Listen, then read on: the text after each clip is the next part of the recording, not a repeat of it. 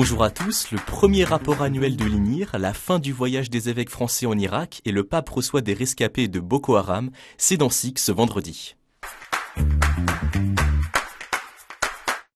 Ce jeudi, l'INIR, l'instance nationale indépendante de reconnaissance et de réparation, a présenté son premier rapport annuel. Mis en place en 2022, à la demande de la Conférence des évêques de France, elle accueille les demandes de victimes de violences sexuelles sur mineurs dans l'Église. Au cours de cette année, 1186 personnes se sont adressées à l'INIR, dont 32% sont des femmes. 404 personnes sont accompagnées par un référent et le collège a rendu 201 décisions de reconnaissance.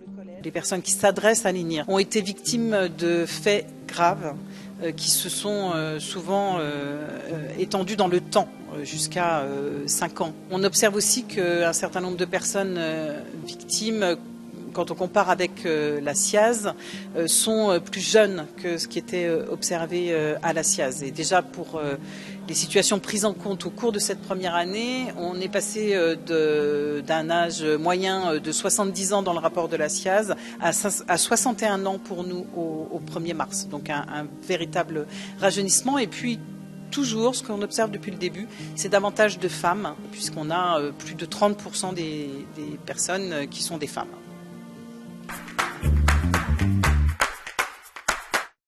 Le voyage des évêques français en Irak s'est achevé ce jeudi. Du 5 au 9 mars, la délégation s'est rendue notamment à Bagdad, Mossoul, Karakoche et Erbil pour y rencontrer les chrétiens et des évêques irakiens.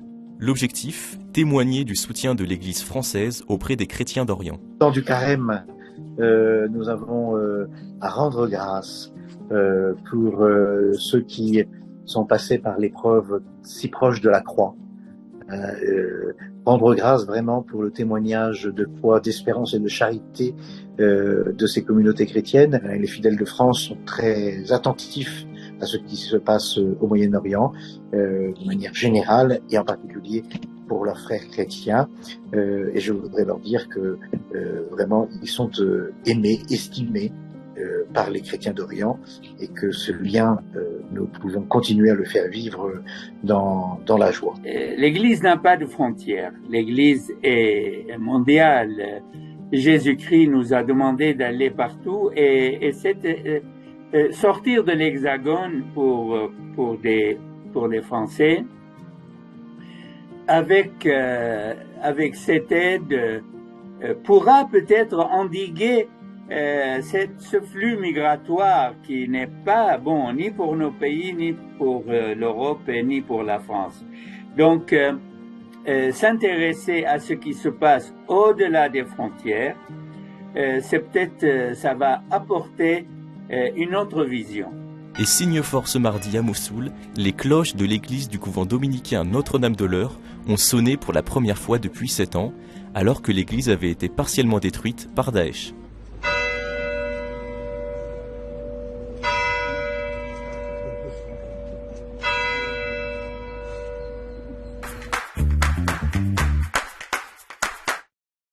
First of all, I thank God for keeping me, and I thank God for everything. If not because of God, I cannot escape.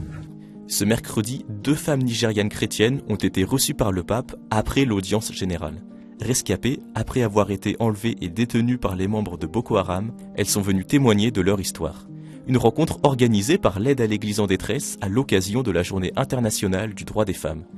Alors que selon l'AED, le Nigeria est l'un des pays les plus dangereux au monde pour les chrétiens, elle souhaite attirer l'attention des institutions sur cette situation dramatique et alerter sur la situation des chrétiens dans ce pays. En 2022, 28 prêtres ont été enlevés par des groupes extrémistes et 4 prêtres ont été assassinés. Ultime étape pour le chemin synodal allemand. Du 9 au 11 mars se tient la 5e et dernière session du processus qui avait commencé en 2019 après la publication d'un rapport sur la gestion des abus sexuels dans l'Église en Allemagne. 210 délégués synodaux, 24 conseillers et 12 observateurs réunis à Francfort vont délibérer et voter ce samedi sur les textes finaux, clôturant ainsi ce parcours de 3 ans sur l'avenir de l'Église. Alors que Rome a plusieurs fois exprimé son opposition à certaines orientations soutenues par les participants, il faudra donc mesurer si les appels du Saint-Siège ont été pris en compte. Pour mieux comprendre les questions soulevées par la démarche allemande, rendez-vous sur KTO et ktotv.com dans 100 langues de buis le 24 mars à 20h35. En Pologne, Monseigneur Gadecki, président de la conférence épiscopale polonaise, a réagi ce jeudi à la diffusion d'un documentaire sur la chaîne de télévision polonaise TVN qui accuse le cardinal Karol Wojtyła d'avoir dissimulé des cas d'abus sexuels alors qu'il était archevêque de Cracovie. Les auteurs de ces voix discréditantes ont entrepris d'évaluer Karol Wojtyła d'une manière biaisée, souvent anhistorique, sans connaissance du contexte, en acceptant sans esprit critique des documents créés par les services de sécurité comme des sources fiables. Ils ont ainsi ignoré les rapports et études existants qui décrivent de manière fiable ses paroles et ses actes. Défendre la sainteté et la grandeur de Jean-Paul II ne signifie évidemment pas prétendre qu'il n'a pas pu commettre d'erreurs, ajoute l'évêque, qui invite toutes les personnes de bonne volonté à ne pas détruire le bien commun qui est sans aucun doute l'héritage de Jean-Paul II.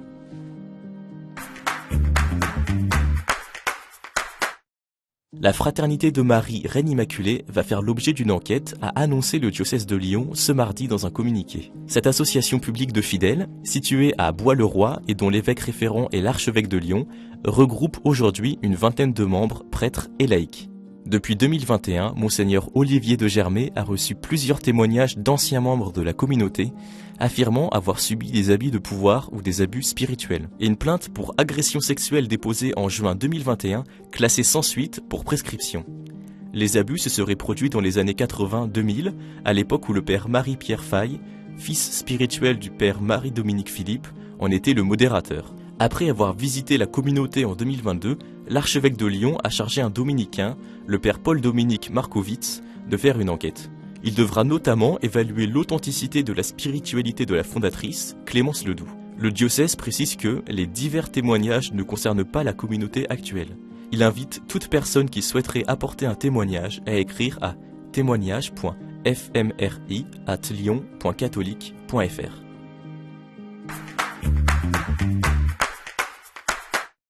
Ce jeudi 9 mars, le pape François a nommé Monseigneur Loïc Lagadec évêque auxiliaire de Lyon. Il était jusqu'à présent vicaire général du diocèse de Grenoble-Vienne.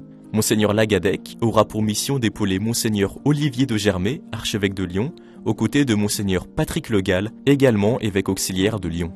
À vous, frères et sœurs de l'Église du diocèse de Lyon, j'ai envie de vous demander de m'apprendre à être l'évêque dont l'Église a besoin et l'auxiliaire dont Monseigneur de Germay a besoin. À Vienne, j'ai grandi dans la mémoire des martyrs de Vienne et de Lyon. Et donc je viens comme un voisin et comme un frère pour être de l'église de Lyon désormais. La messe d'ordination épiscopale aura lieu le dimanche 30 avril à 15h30 en la cathédrale Saint-Jean-Baptiste à Lyon. Et en bref, cette semaine. Je confirme, je ne peux que confirmer ce que le général Georgelin a dit, et personne n'oserait d'ailleurs le contredire. La cathédrale qui rouvrira donc le 8 décembre 2024. Ce jeudi, Monseigneur Olivier Ribado-Dumas, recteur archiprêtre de la cathédrale Notre-Dame de Paris, a confirmé la date de réouverture de la cathédrale lors de son audition à l'Assemblée nationale par le groupe de travail sur la conservation et la restauration de Notre-Dame. Cette date marquera l'ouverture en même temps aux visiteurs et aux cultes. Le prix Henri de Lubac a été attribué ce mercredi au père Yann Lebras, membre de l'Opus Dei, pour ses travaux sur la démission et la révocation par le pape des évêques français à l'occasion du Concordat de 1801. Depuis 2004, ce prix récompense des travaux réalisés dans les universités pontificales romaines. Et le pape a renouvelé ce mardi le Conseil des cardinaux. 5 nouveaux membres rejoignent le C9, 4 sont maintenus et 3 le quittent. Parmi les nouveaux, 2 sont francophones, le cardinal Jean-Claude Ulrich, archevêque de Luxembourg, et le cardinal Gérald Cyprien Lacroix, archevêque de Québec. La première réunion du nouveau Conseil des cardinaux est fixée au 24 avril.